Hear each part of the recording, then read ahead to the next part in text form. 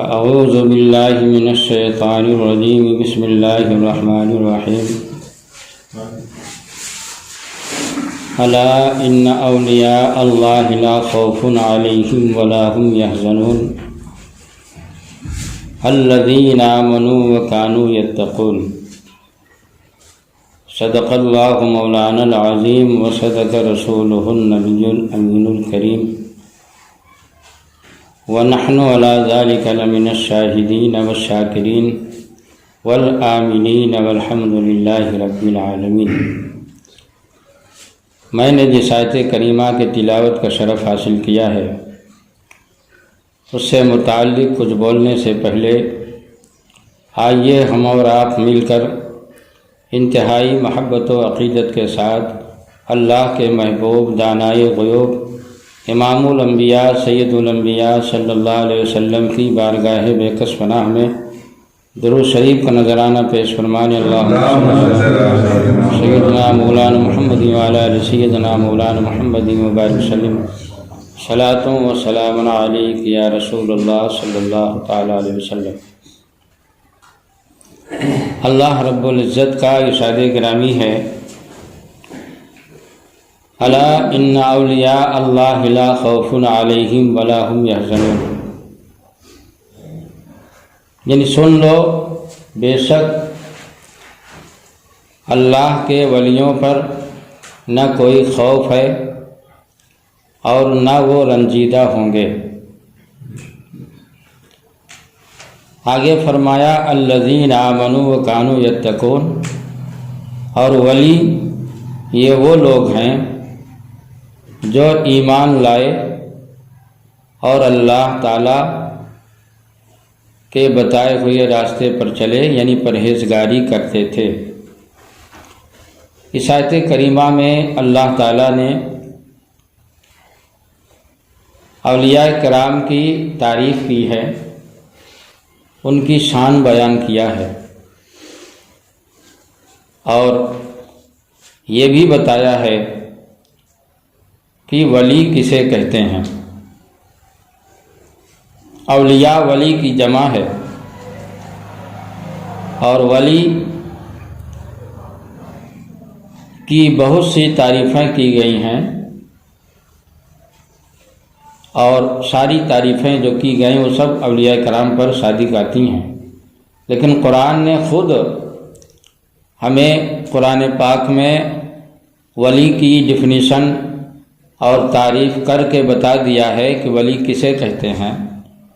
الذین آمنوا وکانوا یتقون، یعنی ولی وہ ہے جو مومن ہو اور متقی ہو۔ دو قیدیں ولی کے لیے شرط لگائیں، اسی لیے ولی اللہ کی تعریف کی جاتی ہے کہ ولی اللہ یعنی اللہ کا ولی وہ ہے جو اللہ تعالیٰ کی فرما برداری کرے۔ اور ظاہر سی بات ہے کہ فرما برداری بغیر ایمان کے نہیں ہو سکتی ہے، پہلے ایمان ہے اس کے بعد فرما برداری ہے۔ تو ولی نام ہے مومن متقی کا۔ تو جو ایمان اپنا عقیدہ درست کرنے کے بعد جتنا زیادہ اللہ سے ڈرے، جتنی زیادہ اللہ تعالیٰ کی فرما برداری کرے، اتنا ہی بڑا ولی ہے۔ اسی لیے بزرگوں کی سیرت اور سوانح جب ہم پڑھتے ہیں تو ہم کو اس میں یہ باتیں ملتی ہیں کہ جو جتنا بڑا ولی ہے وہ اتنا ہی زیادہ خدا سے ڈرتا ہے اور اتنا ہی بڑا متقی اور پرہیزگار ہے، یعنی گناہوں سے بچتا ہے۔ تو معلوم ہوا کہ جو جتنا زیادہ اللہ تعالیٰ کی فرما برداری کرے اور جتنا زیادہ گناہوں سے بچے وہ اتنا ہی بڑا ولی ہے۔ اب اللہ تعالیٰ کی فرما برداری کا کیا مطلب ہے؟ تو اللہ تعالیٰ کی فرما برداری کسے کہتے ہیں؟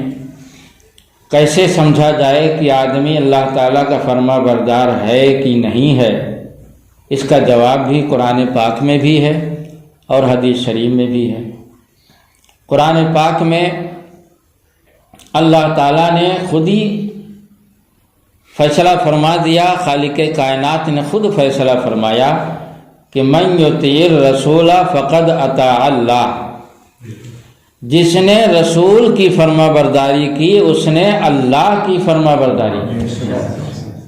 معلوم ہے کہ اللہ کی فرما برداری کا مطلب یہ ہے کہ رسول کی فرما برداری کی جائے، کیونکہ ہر مسئلے میں، ہر عمل میں اللہ کی فرما برداری ہو ہی نہیں سکتی۔ اگر آدمی چاہے کہ ہم ہر مسئلے میں اللہ تعالیٰ کی فرما برداری کریں تو ہر مسئلے میں اللہ کی فرما برداری ہو ہی نہیں سکتی۔ مثال کے طور پر اگر اللہ تعالیٰ یہ فرمائے کہ چوری مت کرو تو ہم چوری سے بچیں، یہ اللہ تعالیٰ کی فرما برداری ہو جائے گی۔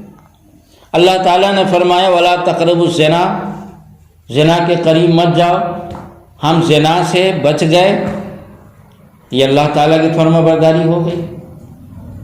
لیکن ہر مسئلے میں اللہ کی فرما برداری ہو ہی نہیں سکتی، کچھ میں ہوگی کچھ پہ نہیں ہوگی۔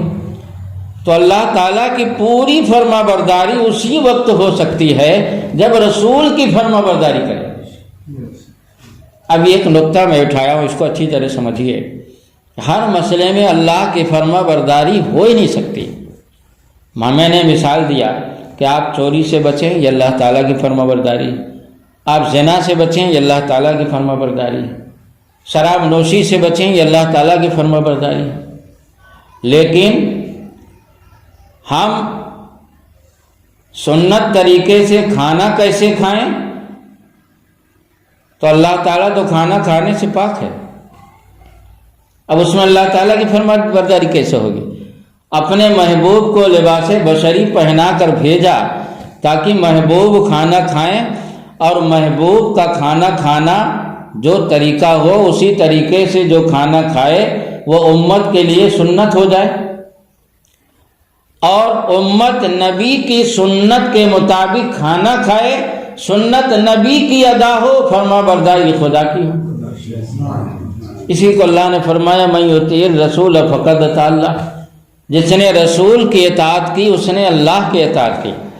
تو رسول نے جن چیزوں کو اللہ نے حکم دیا ان سب چیزوں کو انسان کی شکل میں آ کر ہمیں کر کے دکھا دیا، اب اسی چیز پر ہم عمل کریں تو یہ حضور کی سنت ہوگی اور اللہ کی فرما برداری ہوگی۔ من یطیع الرسول فقد اطاع اللہ، جس نے رسول کی اطاعت کی اس نے اللہ کی اطاعت کی۔ اللہ تعالیٰ شادی نہیں کرتا، وہ شادی کرنے سے پاک ہے، مگر حضور نے شادی کی، حضور نے شادی کی۔ اب جس طرح حضور نے شادی کی اسی طرح اگر ہم شادی کرتے ہیں گناہوں سے بچتے ہوئے تو یہ حضور کی سنت ہوگی اور اللہ کی فرما برداری ہوگی۔ معلوم ہوا اللہ کی فرما برداری حضور کی سنت میں منحصر ہے، حضور کی سنت کو چھوڑ کر کوئی اللہ کا فرما بردار ہو ہی نہیں سکتا ہے۔ اللہ نے خود فرما دیا من یطیع الرسول فقد اطاع اللہ، جس نے رسول کی اطاعت کی اس نے اللہ کی اطاعت کی۔ حدیث شریف میں بھی ہے، بخاری کی روایت ہے، اور پھر بخاری کے حوالے سے مشکات شریف میں جلد اول باب الاعتصام بالکتاب والسنہ میں صاحب مشکات نے نقل کیا کہ اللہ کے رسول صلی اللہ علیہ وسلم فرماتے ہیں کہ میری امت کا ہر آدمی انکاری کے سوا جنت جائے گا،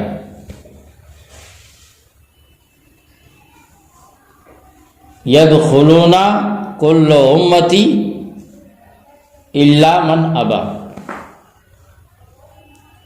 میری امت کا ہر آدمی جنت جائے گا مگر وہ جس نے انکار کیا۔ قیل من ابا یا رسول اللہ، عرض کی گئی کہ حضور انکاری کون ہے؟ تو حضور نے فرمایا من اطاع محمدا فقد اطاع اللہ ومن عصى محمدا فقد ابا۔ حضور نے فرمایا جس نے محمد صلی اللہ علیہ وسلم کی اطاعت کی اس نے اللہ کی اطاعت کی، اور جس نے محمد کی اطاعت نہ کی وہ انکاری ہوا۔ ومن عصا فقد ابا،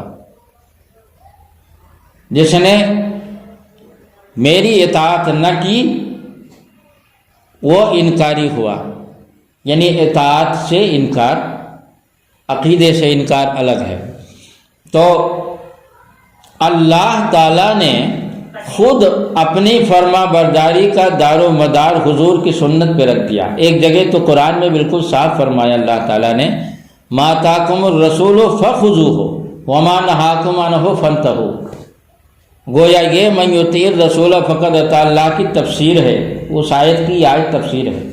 ما آتاکم الرسول فخذوہ وما نہاکم عنہ فانتہوا۔ اللہ تعالیٰ فرماتا ہے جو کچھ رسول دیں اسے لے لو، اور جس سے رسول منع کریں اس سے پرہیز کرو۔ تو حضور نے ہمیں کیا دیا ہے؟ اپنی سنت دیا ہے، اپنی سیرت دیا ہے، اور خالق کائنات کہہ رہا جو محبوب دے اسے لو، اور جس سے منع کریں تو حضور نے کس سے منع کیا؟ ہمیں گناہ سے منع کیا۔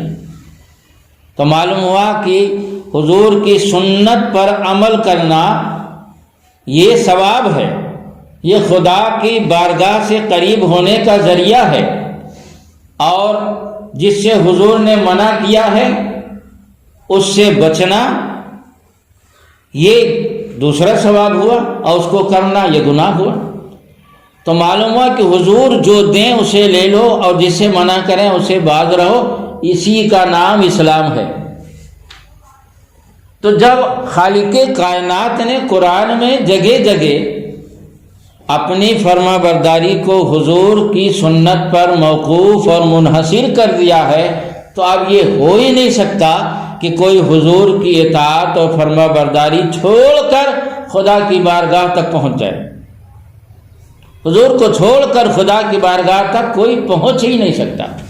اللہ تعالیٰ نے خود فیصلہ فرما دیا۔ ایک جگہ اللہ نے یہ بھی فرمایا وَلَوْ أَنَّهُمْ إِذْ ظَلَمُوا أَنفُسَهُمْ جَاءُوكَ، اے محبوب اگر وہ لوگ اپنی جانوں پر ظلم کر لیں تو آپ کی بارگاہ میں جائیں۔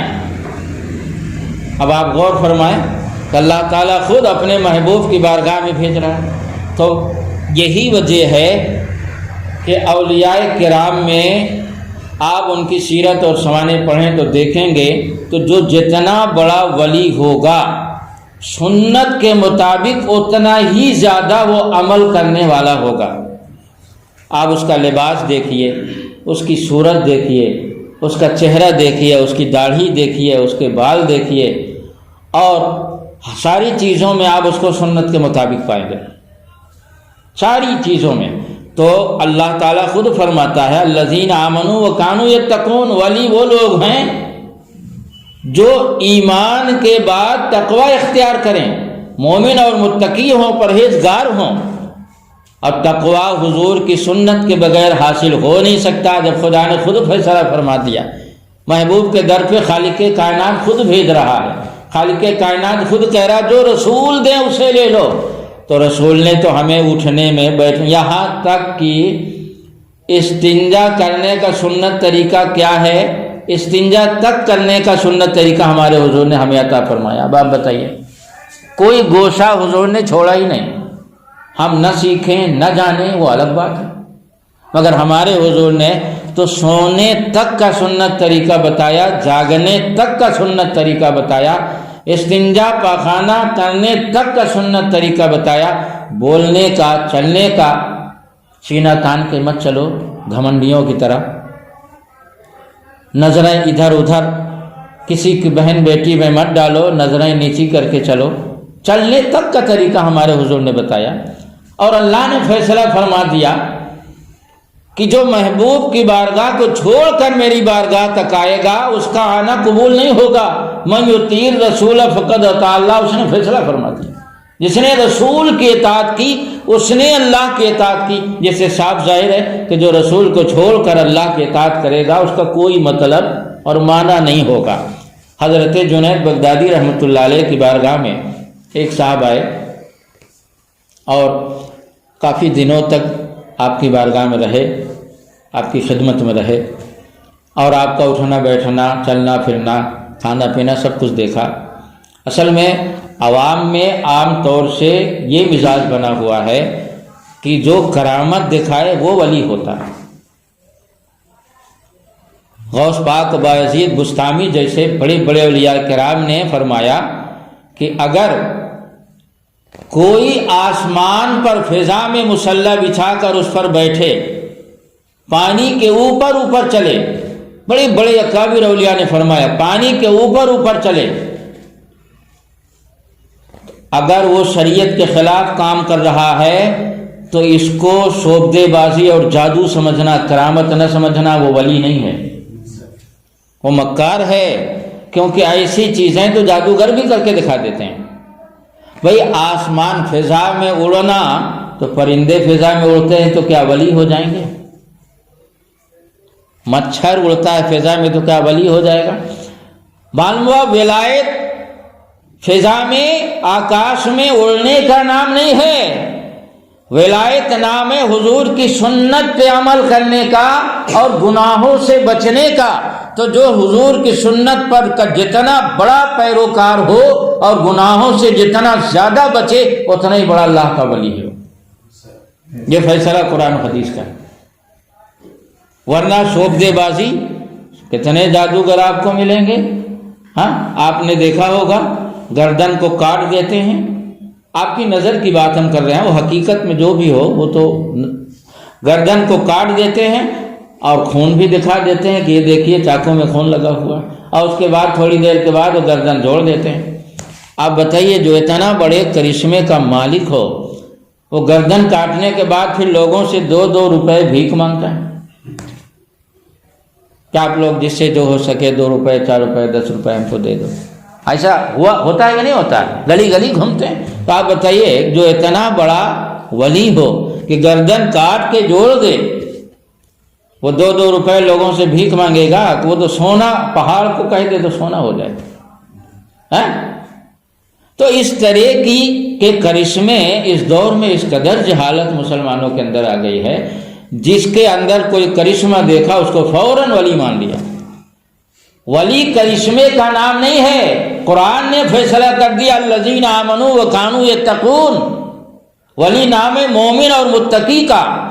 اگر کوئی اپنے کو ولی منواتا ہے اور اس کے عقیدے میں فساد ہے، مذبذب ہے، وہ کبھی گستاخ صحابہ جیسی باتیں کرتا ہے، کبھی گستاخ رسول جیسی باتیں کرتا ہے، کبھی مسلمانوں جیسی باتیں کرتا ہے، کبھی منافقوں جیسی باتیں کرتا ہے، تو اس بات کی دلیل ہے کہ اس کے ایمان میں فساد ہے۔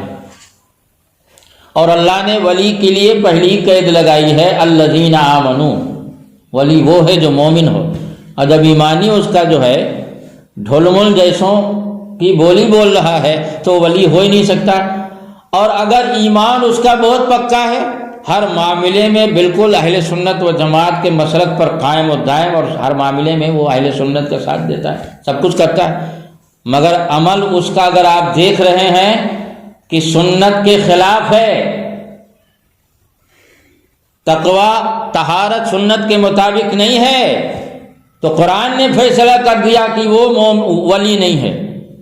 قرآن نے کہا، یہ ایسی 2 قیدیں لگا دی ہیں قرآن نے، ایک ایمان کی اور ایک تقوی کی، کہ آپ ان دونوں چیزوں کو ذہن میں رکھیں۔ بڑے بڑے لوگوں کو پہچان لیں گے، بڑے بڑے لوگوں کو پہچان لیں گے کہ یہ ولی ہے یا نہیں ہے۔ آپ یا تو ایمان میں کمی پائیں گے یا عمل میں کمی پائیں گے، 2 میں سے ایک ضرور ہوگا، اور دونوں میں اگر کمی نہیں ہے تو یقیناً وہ اللہ کا ولی ہے۔ تو وہ میں عرض کر رہا تھا کہ عام طور سے لوگوں کا یہ مزاج ہے کہ جو کرشمہ دکھائے وہ ولی ہے، کرشمہ دکھانے والا، کچھ سفلی جو جادو ہی کی ایک شاخ ہے، سفلی عمل سیکھ لیتے ہیں اور وہ لوگوں کے سامنے کرشمے دکھاتے ہیں، تو اس کرشمے کی بنیاد پر لوگ ان کو ولی مان لیتے ہیں، اگرچہ وہ شریعت کے خلاف علل اعلان کام کریں، ایک ٹائم کی نماز نہ پڑھیں، روزہ نہ رکھیں، مگر کرشمے دکھا دیتے ہیں، وہ جادو کے ذریعے اس کو لوگ ولی مان لیتے ہیں، ان سے مرید بھی ہو جاتے ہیں، اور ان کا صاحب پرچار بھی کرنے لگتے ہیں۔ قرآن نے ولی کس کو کہا؟ الذین آمنوا وکانوا یتقون۔ ولی وہ ہے جو ایمان اور تقوی دونوں کا جامع ہو، دونوں چیز جس کے اندر پائی جائے۔ تو حضرت جنید بغدادی رحمۃ اللہ علیہ تو میں عرض کر رہا تھا کہ ایک صاحب گئے اور کافی دنوں تک رہے، اس کے بعد جب چلنے لگے انہوں نے کہا حضرت میں اپنے گھر کی طرف جاؤں گا اور کچھ کام ہے، آپ کی بارگاہ میں کئی دن رہا۔ تو بزرگوں کا ہمارے یہ طریقہ رہا ہے، اور یہ امام اعظم ابو حنیفہ رحمۃ اللہ علیہ کہ جیسے کتابوں میں نے پڑھا، امام اعظم ابو حنیفہ رحمۃ اللہ کا طریقہ تھا کہ جب کوئی مہمان ہوتا اور میزبان بنتا آپ کے ہاں، تو جب وہ جانے لگتا تو آپ اس کے استقبال میں چھوڑنے کے لیے دروازے مین گیٹ تک جاتے تھے۔ تو حضرت جنید بغدادی رحمۃ اللہ علیہ اس کو مہمان کو چھوڑنے کے لیے گئے، اور جب وہ رخصت ہونے لگے تو حضرت جنید بغدادی رحمۃ اللہ نے فرمایا کہ میں آپ سے ایک بات پوچھنا چاہتا ہوں۔ کہا جی حضرت فرمائیں۔ کہا آپ میرے پاس آئے، اتنے دن تک رہے اور اس کے بعد جا رہے ہیں، لیکن اپنا مقصد آپ نے نہیں بتایا۔ بھئی آدمی جب کوئی کسی کے پاس جاتا ہے تو کچھ نہ کچھ مقصد ہوتا ہے، بلا ضرورت کون جائے گا کسی کے پاس؟ تو انہوں نے کہا کہ حضرت میں تو مقصد لے کر آیا تھا، ظاہر سی بات ہے بغیر مقصد کے آدمی اتنا لمبا سفر کر کے نہیں آئے گا، لیکن ہم نے سوچا کہ شاید مقصد بتانے میں آپ کو تکلیف نہ ہو۔ کہا نہیں ایسی کوئی بات نہیں، آپ بتائیں آپ کا کیا مقصد تھا، کیوں آپ اتنے دن تک آئے رہے؟ تو ہو سکتا ہے بھائی ہمارے لائق ہو تو ہم اس مقصد کو آپ کو پورا کریں۔ انہوں نے کہا کہ میں نے چاروں طرف دور دور تک آپ کی بزرگی اور ولایت کا چرچا اور شہرہ سنا، اور بڑا لوگ جو ہے تو آپ کی ولایت کا چرچا کرتے رہے، تو ہم نے سوچا کہ آپ بہت بڑے اللہ کے ولی ہوں گے، تو اس لیے ہم بھی سفر کر کے آپ کی بارگاہ میں آئے کہ آپ کی زیارت کریں، آپ کی بزرگی دیکھیں، آپ کی ولایت سے فیضان حاصل کریں، برکت حاصل کریں۔ لیکن جب ہم آپ کے یہاں آئے تو آپ کے اندر ہم نے کوئی بزرگی نہیں پائی، کوئی ولایت ہم نے آپ کے اندر نہیں دیکھی۔ تو حضرت جنید بغدادی رحمۃ اللہ علیہ نے فرمایا، تو اس طرح کی باتوں سے بزرگان دین کبیدہ خاطر نہیں ہوتے ہیں۔ انہوں نے مسکرایا اور فرمایا کہ آپ کو جو کہنا تھا وہ آپ نے کہا، میری بات آپ سنیے، آپ یہ بتائیے کہ آپ ہمارے ہاں جتنے دن تک رہے، جب سے بھی آپ آئے تب سے لے کر اب تک، آپ نے ہم کو کوئی بھی کام سنت اور شریعت کے خلاف کرتے ہوئے پایا ہے؟ سنت اور شریعت کے خلاف کوئی بھی کام آپ کرتے ہوئے مجھے دیکھے ہیں؟ اور حضرت یہ بات تو ہے، بے شک آپ کا ہر کام میں نے رات دن صبح شام شبانہ روز میں نے آپ کو دیکھا، مگر آپ کا جو بھی کام میں نے دیکھا، سونا جاگنا، بولنا چلنا، اٹھنا بیٹھنا، نماز روزہ، جو بھی آپ کا سب سنت اور شریعت کے مطابق میں نے پایا۔ فرمایا کہ جائیے آپ اور میں اپنے راستے جاؤں، آپ اپنے راستے۔ اللہ کا شکر ہے ولایت اسی کا نام ہے، بزرگی اور ولایت اسی کا نام ہے۔ ہم سنت کے مطابق کام کرتے ہیں، اور آپ خود اس بات کی گواہی دے رہے ہیں کہ ہمارا ہر کام سنت کے مطابق ہے، پھر اس کے بعد آپ کہہ رہے ہیں کہ آپ کے اندر کوئی ولایت اور بزرگی نہیں پائی۔ حیرت ہے آپ پر۔ وہ عوامی تھا، اس کو علم تھا نہیں کہ ولی کسے کہا گیا، وہ یہ سمجھتا تھا کہ یہ مٹی کا پرندہ بنا کے آسمان پہ اڑائیں، وہ یہ سمجھتا تھا کہ آسمان سے ستارہ کو توڑ کر ہمارے جیب میں ڈال دیں، تو اس کو ولی کہتے ہیں۔ عام تو اب آپ بتائیے، یہ حضرت جنید بغدادی رحمۃ اللہ علیہ غوث پاک سے بھی پہلے کے ولی ہیں، اور اس دور سے عوام کا یہ مزاج چلا رہا ہے کہ جو شعبدے بازی دکھائے، جو کرشمے دکھائے، جو آسمان پہ اڑے، ولی اسے کہتے ہیں۔ حالانکہ قرآن کہہ رہا ولی اسے کہتے جو مومن ہو اور متقی ہو۔ تو غوث پاک اولیاء کرام میں دیکھیے سب سے بڑے ولی ہیں، اپنے دور سے لے کر آج تک تمام ولیوں کے سردار ہیں. ہاں تو اب دیکھیے غوث پاک علیہ رحمہ کو کہ 40 سال تک عشاء کے وضو سے فجر کی نماز پڑھی. 40 سال تک. آج لوگوں کے لیے 5 وقت کی نماز پڑھنا دوبھر ہے. پریشان ہو جاتے ہیں، ارے وہ اصل میں عادت نہیں بن پائی اور دقت ہو جاتی ہے، اس لیے نماز چھوٹ جاتی. 5 وقت کی نماز کی پابندی کرنے میں دقت محسوس کرتے ہیں. وہ کیسا انسان ہوگا کہ 40 سال تک عشاء کے وضو سے فجر کی نماز ادا کی. ایک رات اگر پوری رات آپ شادی بیاہ جلسے جلوس وغیرہ میں جل جاتے ہیں، 3 دن تک خمار باقی رہتا آنکھ میں، تب جا کے جو ہے آپ کا بدن نارمل ہوتا ہے. 3 دن تک سوتے ہیں آپ. اور وہ کیسا آدمی ہوگا جو 40 سال تک رات میں سویا ہی نہیں. اللہ کی نفلی عبادت کرنے کے لیے ہم فرض نہیں ادا کر پا رہے ہیں، اور وہ نفلی عبادت کے لیے 40 سال تک. اور پھر یہ نہیں کہ ایک دم دنیا سے الگ تھلگ تھے، ایسا کچھ نہیں. 4 شادیاں آپ نے کی تھیں، آپ کے بچے تھے، اور ہمارے تو 2-4 بچے ہوتے ہیں. ہم دنیا بھر کا بہانہ کرتے ہیں، ارے بچوں کی پرورش بھی تو ضروری ہے، ان کو پالنا بھی تو ضروری ہے. ہم نماز روزے میں لگ جائیں گے تو ان کو پالیں. مطلب ہیلے حوالے طرح طرح کے لوگ نماز روزہ سے کرتے ہیں. غوث پاک کے 49 بچے تھے. 4 بیویوں کے درمیان کتنے بچے تھے؟ اب آپ غور کریں. اور 49 بچوں کی پرورش، ان کی دیکھ بھال. اور ایسا نہیں، غوث پاک کے بچوں میں ایک سے ایک علامہ مفتی ولی اللہ گزرے. یہ نہیں کہ ان کو چھوڑ دیا کہ جو چاہے کریں، وہ عبادت ہی میں لگے، ایسا نہیں. ان کی دیکھ ریکھ بھی کرتے تھے، اور چاروں عورتوں کے حقوق بھی ادا کرتے تھے. اور اس کے بعد بھی 25 سال تک آپ جنگل میں رہے، اللہ کی عبادت ریاضت. کہنا ہم یہ چاہتے ہیں کہ آپ دیکھیے اللہ تعالیٰ نے قید لگائی الذین آمنوا وکانوا یتقون. ولی وہ ہے جو مومن اور متقی ہو. تو یہ قید اللہ نے لگا دی. تو اب دیکھیے غوث پاک جو جتنا بڑا ولی ہوگا، غوث پاک سب سے بڑے ہیں ولی، وہ ولیوں کے سردار ہیں. تو غوث پاک کو آپ دیکھیں گے کہ سب سے زیادہ وہ سنت پر، سب سے زیادہ تقوی طہارت پر عمل کرنے والے ہیں. معلوم سنت چھوڑ کر ہم پر لازم ہے کہ ہم پتہ لگائیں، علماء سے پوچھیں، کتابوں میں پڑھیں کہ ہمارے حضور کا لباس کیسا تھا، ہمارے حضور کی داڑھی کیسی تھی، ہمارے حضور سوتے کیسے تھے، ہمارے حضور جاگنے کے بعد کون سی دعا پڑھتے تھے، ہمارے حضور لوگوں سے باتیں کرتے تھے تو کیا انداز تھا، ہمارے حضور وضو کرتے تھے سنت کا کیا طریقہ تھا، ہمارے حضور غسل کرتے تھے تو سنت کا کیا طریقہ تھا. یہ سب چیزیں میں بتا بھی چکا ہوں، ان میں سے زیادہ تر چیزیں یہاں پر.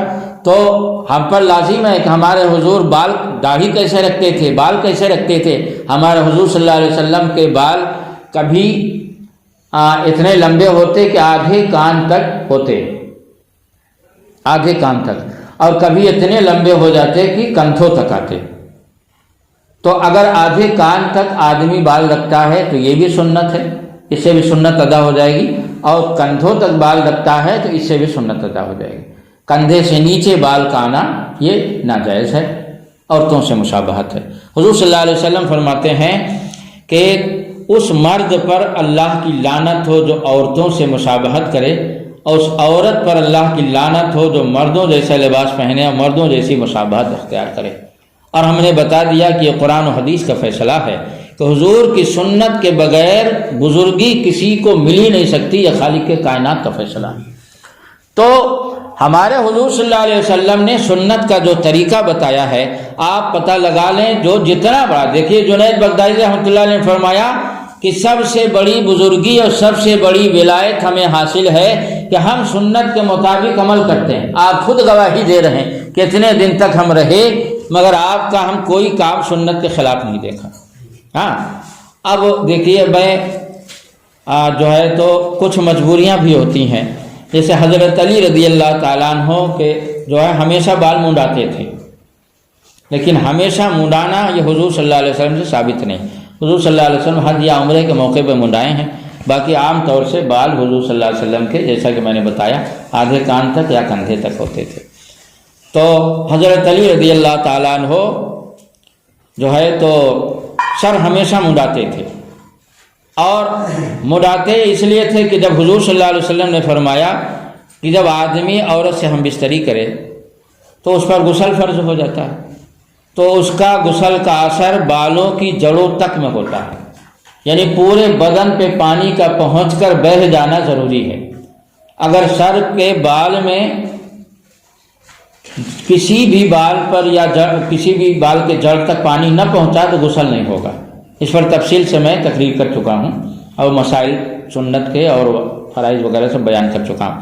تو حضرت علی رضی اللہ تعالیٰ عنہ کے بال اصل میں بہت زیادہ سر کے گھنے تھے، تو ان کو پانی کی عرب میں آج بھی دقت ہے، ہمیشہ دقت رہی، پانی کی بہت دقت وہاں رہتی ہے۔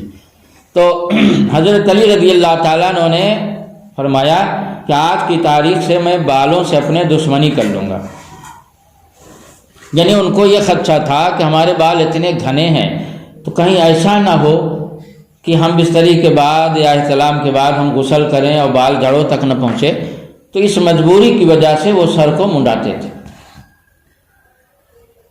ہم کو بھی اللہ کا شکر ہے، بہت شوق ہے کہ ہم سنت کے مطابق بال رکھیں، پٹا رکھیں کانوں تک یا کندھوں تک، مگر ہمارے ساتھ مجبوری یہ ہے جس کی وجہ سے ہم بال چھوٹے رکھتے ہیں۔ ہم اپنی بات کر رہے ہیں کہ ہم بال چھوٹے رکھتے ہیں کہ ہمارے سر میں روسی بہت زیادہ ہوتی، تو اگر ہم بال بڑے رکھتے ہیں تو اتنی زیادہ کھجلی اور دقت ہو جاتی ہے کہ سر پک جاتا ہے۔ اس مجبوری کی وجہ سے چھوٹے بال رکھتے ہیں تو روسی کم ہوتی ہے اور اس میں دقت کم ہوتی ہے، لیکن نیت کا ثواب تو ہم اپنے پالیں گے۔ تو اس لیے اگر کوئی مجبوری ہو تو وہ الگ بات ہے، ورنہ سنت طریقہ یہ ہے کہ بال کندھے تک ہوں اور یا آدھے کان تک ہوں۔ لباس میں حضور صلی اللہ علیہ وسلم نے ہمارے کرتا پہنا ہے اور لنگی پہنی ہے۔ پاجامہ پہننا حضور صلی اللہ علیہ وسلم سے ایک ضعیف حدیث سے ثابت ہے کہ حضور صلی اللہ علیہ وسلم پاجامہ پہنا اور پاجامہ کی تعریف کی، لیکن اکثر و بیشتر آپ لنگی پہنیں، اور پاجامہ پہننا جس حدیث سے ثابت ہے وہ حدیث ضعیف ہے، اور ضعیف حدیث پر بھی عمل کرنا جائز بلکہ مستحب ہے۔ اور صحابہ کرام علی الاعلان حضور صلی اللہ علیہ وسلم کے سامنے پاجامہ پہنتے تھے، اور حضور صلی اللہ علیہ وسلم نہ صرف یہ کہ اس کو پسند فرماتے تھے بلکہ تعریف کرتے تھے۔ اور یہ بھی ثابت ہے کہ حضور صلی اللہ علیہ وسلم نے بازار سے پاجامہ باقاعدہ خریدا اور فرمایا کہ اس میں ستر پوشی زیادہ ہے اور اس کو میں پسند کرتا ہوں۔ پاجامہ کو حضور صلی اللہ علیہ وسلم نے پسند کیا، اور جس چیز کو ہمارے حضور نے پسند کیا ہے اس پر عمل کرنا یہ بھی حضور کی سنت میں داخل ہے۔ لہذا پاجامہ چونکہ لنگی میں سطر کھلنے کا اندیشہ رہتا ہے، لنگی کھل جانے کا بھی اندیشہ رہتا ہے، بعض لوگ ایسے بھی ہوتے ہیں جو اچھی طرح لنگی باندھ نہیں پاتے، ان کی تھوڑی تھوڑی دیر پر لنگی کھلتی رہتی ہے، تو ایسے لوگوں کے لیے پاجامہ پہننا اور بہتر ہے۔ تو بہرحال لنگی پہنیں آپ، یہ بھی سنت ہے، یہ سنت فعلی ہے، اور پاجامہ پہنیں یہ سنت قولی ہے، دونوں سے سنت ادا ہو جائے گی۔ عرض یہ کرنا ہے کہ حضور صلی اللہ علیہ وسلم نے جو طریقہ اب کے اسلام جو حضور صلی اللہ علیہ وسلم کو قرآن پاک جو دیا گیا، قرآنی حدیثی قانون جو دیے گئے، آپ جانتے ہیں کہ اسلام کے بعد اب کوئی نیا مذہب اور دین آسمان سے نازل نہیں ہوگا قیامت تک کے لیے۔ ہاں، ان الدین عند اللہ الاسلام، بے شک دین اللہ کے نزدیک اسلام ہی ہے۔ تو اب ظاہر سی بات ہے، آپ اچھی طرح سمجھ سکتے ہیں کہ جو دین قیامت تک کے لیے ہے تو اس میں قیامت تک کی چیزوں کا لحاظ بھی تو کیا گیا ہوگا، قیامت تک کی چیزوں کا اس میں لحاظ و خیال بھی کیا گیا، اور ساری چیزوں کا لحاظ و خیال کر کے اور اسی کے مطابق اصول بیان کیے گئے۔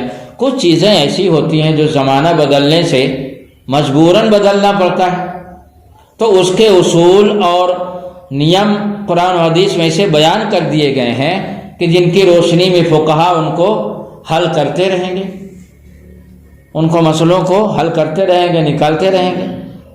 تو یہ معاملات ہیں.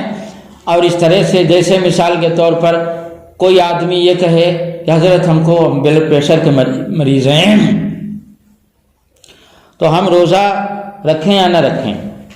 تب ظاہر سی بات ہے کہ اس دور میں بہت سے مرض بھی ایسے ہیں جو پہلے زمانے میں نہیں پائے جاتے تھے. نئے نئے مرض ہیں جن کا ذکر حدیث کی کتابوں میں نہیں پایا جاتا، مگر اس میں ایسے اصول قرآن و حدیث میں بیان کر دیے گئے ہیں کہ ان کی روشنی میں نئے مسائل قیامت تک حل ہوتے رہیں گے. میں نے عرض کیا کہ یہ جب اسلام قیامت تک کے لیے ہے تو ظاہر سی بات ہے کہ قیامت تک کے مسائل کا لحاظ بھی تو کیا گیا ہوگا. تو اب ظاہر سی بات ہے قرآن پاک میں فمن کان منکم مریضا او علی سفر فعدۃ من ایام اخر، یہ ایسا اصول ہے کہ قیامت تک اب نئے نئے مرض پیدا ہوتے رہیں گے، نئے نئے مرض پیدا ہوتے رہیں گے، اس کے مسائل اسی آیت سے حل ہوتے رہیں گے. اب صاحب بلڈ پریشر کے مریض تو اس دور میں نہیں پائے جاتے تھے، یہ ٹی بی کا مرض ہے یہ تو اس دور میں نہیں تھا، بہت سے نئے نئے مرض ہیں تو کیسے حل ہوگا؟ ایسا نہیں. قرآن و حدیث میں ہر مسئلے کا حل ہے. کچھ مسائل جو اس دور میں تھے صاف صاف حل کر دیے گئے، کچھ کے لیے قانون بتا دیا گیا، اصول بتا دیا گیا، قیامت تک حل ہوتے رہے. اللہ تعالیٰ نے فرمایا کہ تم میں سے جو مریض ہو، جو بیمار ہو، تو وہ دوسرے دنوں میں اس کی قضا کر دے. اب جو مریض ہو، اب وہ مریض چاہے بلڈ پریشر کا ہو، چاہے شوگر کا ہو، چاہے بخار کا ہو، چاہے ٹی بی کا ہو، اس قانون اور نیم میں سب آ گئے.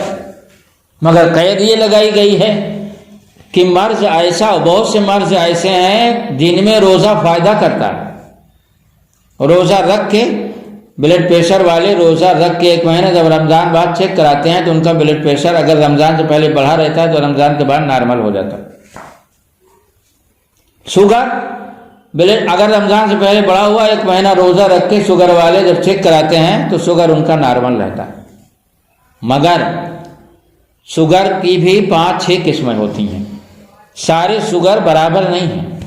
کچھ ایسے شوگر ہوتے ہیں جن میں روزہ فائدہ مند ہوتا ہے، اور کچھ ایسے شوگر ہوتے ہیں کہ جن میں ہر آدھا گھنٹے پر 20 منٹ پر پیاس لگتی رہتی ہے. اگر وہ پانی نہ پیے تو اس کی حالت غیر ہو جائے گی. تو اس کے لیے ایک آدھ روزہ رکھ کے دیکھ لے، اگر طبیعت بگڑ رہی ہے تو توڑ دے اور دوسرے دن سے روزہ بند کر دے. اور جب دن چھوٹا ہو جائے، ٹھنڈا ہو جائے تو اس میں جو ہے روزہ رکھ لے، قضا کر دے اس کی.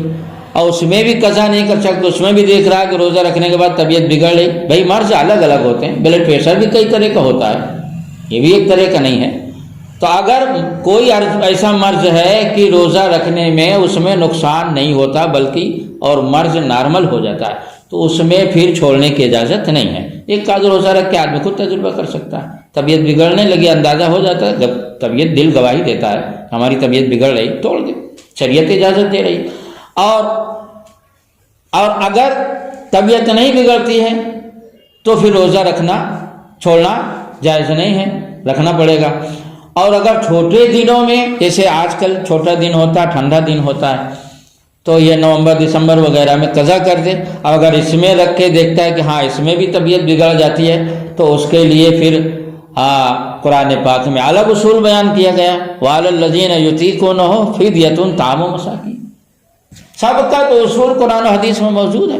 اب بار بار بے مطلب کی باتیں کرنا، ارے زمانہ بدل چکا ہے، کہاں مولوی مولانا کے چکر میں پڑے ہوئے ہو، مولوی مولانا کے چکر میں پڑو گے تو بہت پیچھے چلے جاؤ گے. ارے زمانہ بدل چکا ہے تو جو زمانہ بدلنے کی وجہ سے مسائل بدلتے ہیں یا مجبوراً بدلنے کی ضرورت ہوتی ہے یار، اس کا اصول اور نیم تو پہلے سے قرآن و حدیث میں موجود ہے. ہاں یہ مولوی مولانا کہتے ہیں کہ بھائی روزہ کسی حال، کون کہتا کسی حال میں معاف نہیں، سب اس کے لیے قانون موجود ہے. یہ کہا جاتا ہے کہ اگر بیماری ایسی ہے کہ روزہ کی حالت میں اس میں کوئی نقصان دقت نہیں ہوتی تو روزہ رہیے. آپ روزہ رہ کے دیکھتے ہیں ہماری طبیعت بگڑ رہی، روزہ توڑ دیجیے. چھوٹے دن ٹھنڈے دن میں قضا کر دیجیے، اور اس میں آپ دیکھ رہے ہیں طبیعت بگڑ رہی ہے تو ایک روزہ کے بدلے میں آپ فدیہ دے دیں. ایک روزہ کے بدلے میں ایک فدیہ، 2 روزہ کے بدلے میں 2 فدیہ، 3 روزہ کے بدلے میں 3 فدیہ، جتنا روزہ چھوٹے ہوں. فدیہ سے مراد یہاں پر وہی ہے جو صدقہ فطر میں آپ دیتے ہیں، یعنی 2 کلو 47 گرام گیہوں یا اس کی قیمت ایک روزہ کا. کیا پریشانی ہے؟ زمانہ بدلتا رہے گا اور زمانے کی وجہ سے جو مسائل بدلتے رہیں گے اس کا نیم و قانون جو ہے شریعت میں پہلے سے موجود ہے۔ اللہ تعالیٰ سے دعا ہے کہ اللہ تعالیٰ ہمیں بزرگوں کے طریقے پر چلنے کی توفیق عطا فرمائے۔ اولیاء کرام و بزرگان دین سنت پہ عمل کر کے ہمیں دکھا دیا کہ سنت پر عمل کرنے سے بزرگی ملتی ہے، اور جو سنت کے خلاف کام کرتا ہے وہ چاہے آسمان پہ اڑے وہ بزرگ نہیں کہا جائے گا۔ اگر اس طرح کی آپ بتائیے کہ یہ اجمیر شریف میں جوگی جے پال آسمانوں پہ اڑتا تھا کہ نہیں اڑتا تھا، مگر غریب نواز نے اسے ولی مانا نہیں مانا، معلوم آسمان پہ اڑنا نہیں، بعد میں پھر وہ ایمان لائے اور مانے کہ آسمان پر اڑنے والا ولی نہیں ہوتا، سنت پر سختی سے عمل کرنے والا ولی ہوتا۔ اب غریب نواز کے ہاتھ پر ایمان لائے، مومن بنے، اور جوگی جے پال سے عبداللہ بیابانی بنے۔ تو معلوم ہوا کہ بزرگی اصل نام ہے حضور کی سنت پر عمل کرنے کا، اور حضور کی سنت پر جو جتنا زیادہ عمل کرتا جاتا اللہ کی بارگاہ سے قریب ہوتا جاتا، پھر اللہ تعالیٰ اس کو اپنے قریب کر کے اس کے اندر روحانیت پیدا کر دیتا ہے۔ اور یہ ایک الگ عنوان ہے، انشاءاللہ پھر کسی موقع پر اس پر بولوں گا کہ اللہ تعالیٰ جس کے اندر روحانیت پیدا کر دیتا ہے پھر اس کے اندر کیا کیا جلوے اللہ تعالیٰ پیدا کرتا ہے۔ اللہ تعالیٰ سے دعا ہے کہ اللہ تعالیٰ ہمیں بزرگوں کے نقش قدم پر چلنے کی توفیق عطا فرمائے۔ جو حضرات سنت نہیں پڑھیں سنت پڑھیں۔